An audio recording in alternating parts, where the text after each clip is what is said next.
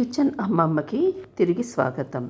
ఈరోజు మనం చేసుకోబోయే రెసిపీ ఇన్స్టెంట్గా చేసుకునే రెసిపీ సొరకాయతోటి వడలు. ఇవి ఎంతో రుచిగా ఉంటాయి. దీనికి కావాల్సింది ఒక సగము వరకు ఆనపకాయ, చిన్నదైతే కనుక పూర్తిగా వేసుకోవచ్చు. కొద్దిగా పుదీనా, ఇది కడిగేసుకుని పక్కన పెట్టుకోవాలి. అలాగే 6 నుంచి 8 పచ్చిమిరపకాయలు, ఇవి కడిగి పక్కన పెట్టుకోండి.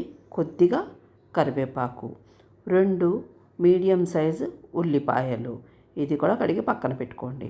ముందుగా ఆనపకాయ తొక్కనంతా తీసేసి పక్కన పెట్టుకోవాలి. తర్వాత కొత్తిమీర కొద్దిగా.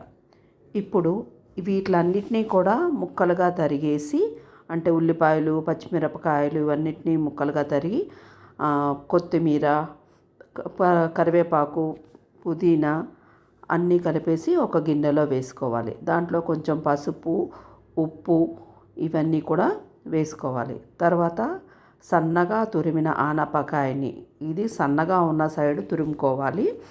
అది దానివల్ల ఏంటంటే రుచి చాలా బాగుంటుంది, ఎందుకంటే నూనెలో బాగా వేగుతుంది కాబట్టి. తర్వాత ఒక గ్లాసు వరకు బియ్యపు పిండి, ఇది బియ్యపు పిండి వేసుకుంటాం కాబట్టి ఆరోగ్యానికి కూడా చాలా మంచిది, ఏమీ తేడా చేయదు. అదే మనం శనగపిండి వాడితే కొంతమందికి పడదు కదా, అందుకని వీటిలన్నిటినీ కలిపేసి ఈ విధంగా బాగా కలుపుకోవాలి. ఇలా బాగా కలుపుకోవడం వల్ల ఏంటంటే ఆనపకాయలో ఉన్న నీరు పూర్తిగా బయటకు వచ్చేస్తుంది. ఇదంతా కలుపుకున్నాక కొద్దిగా ఉప్పు సరి చూసుకొని వడలు వేసేయడమే, అంతే. ఇప్పుడు ఒక స్టవ్ మీద కడాయి పెట్టుకొని నూనె పోసుకోవాలి, ఎందుకంటే ఇది మనం డీప్ ఫ్రై చేసుకోవాలి కాబట్టి. నూనె బాగా వేడెక్కాకనే వడలు వేసుకోవాలి. నూనె వేడెక్కాక ఆ పిండిలోంచి కొంత ముద్దను తీసుకొని వడలాగా ఆ షేప్లో చేసుకుని వడలు రెడీ చేసుకుని నూనెలో వేసి వేయించుకోవాలి, అంతే. ఇది ఏంటంటే మనకి కరకరలాడుతూ కావాలి అంటే బాగా పలచగా చేసుకోవాలి, ఇక్కడ చూపిస్తున్న విధంగా. లేదు కొంత మెత్తగా కావాలి అంటే కొంచెం లావుగా కూడా వేసుకోవచ్చు.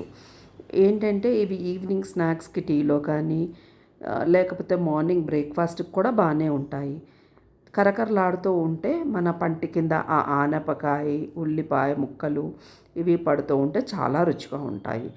మనము 2 వైపులా వడని తిప్పుకుంటూ గోల్డెన్ కలర్ వచ్చేదాకా వేయించి పక్కకి తీసి ప్లేట్లో పెట్టుకొని సర్వ్ చేసుకోవడమే. ఇవి కారపొడితో సర్వ్ చేసుకుంటే చాలా బాగుంటాయి. లేదు మీకు ఇష్టమైతే కనుక గ్రీన్ చట్నీతో కూడా తినచ్చు.